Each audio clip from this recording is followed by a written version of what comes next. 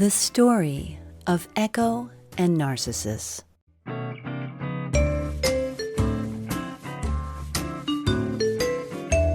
Long ago, a beautiful boy was born. The baby boy was called Narcissus, and no one had ever seen a more beautiful baby ever before. Narcissus grew to be a handsome youth. His limbs were firm and straight, curls clustered about his white brow, and his eyes shone like two stars. Every maiden in the land was madly in love with Narcissus. But because everyone would admire him for his beauty, Narcissus became vain and arrogant.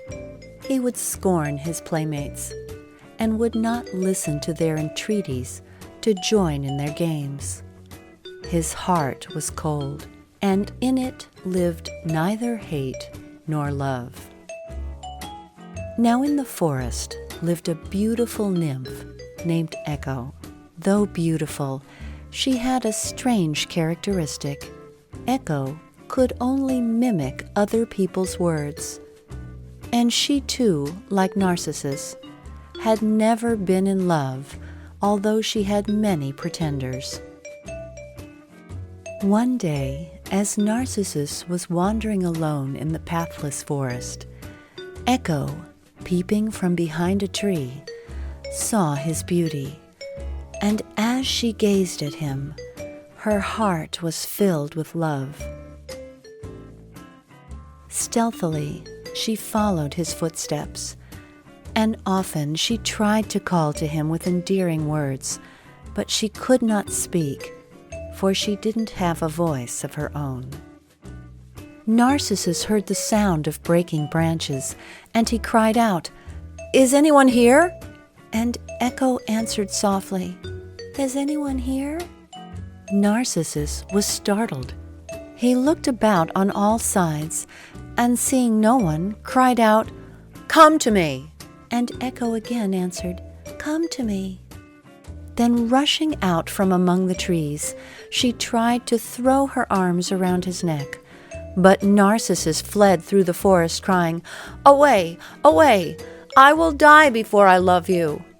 Echo answered mournfully, "I love you," and rejected. She decided to run away to the mountains, never to be seen again. Even to this day, her voice lives in lonely caves and tall mountains and answers men's words from afar. When Narcissus fled from Echo, he came to a clear silver lake. Here, Narcissus laid himself down beside the spring to drink.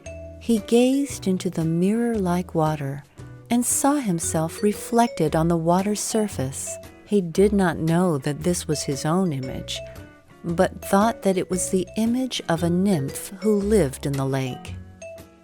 He gazed on two eyes like stars, on graceful, slender fingers, on clustering curls, on blushing cheeks and ivory neck.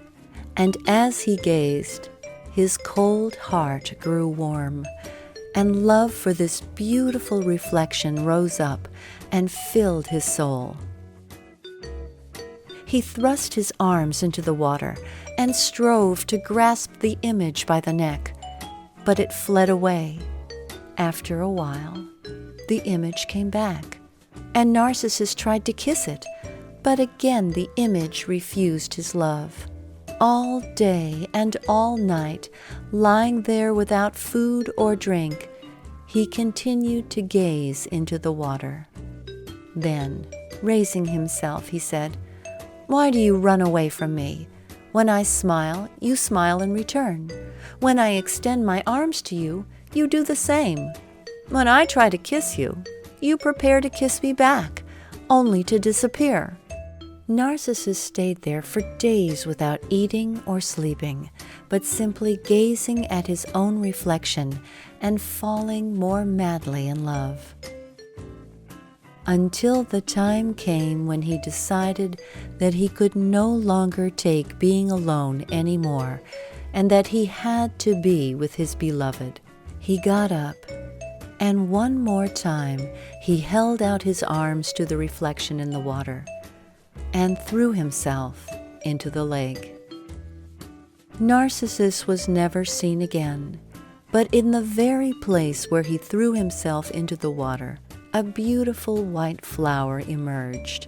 It is the most beautiful of flowers ever seen, and it's called Narcissus. The end.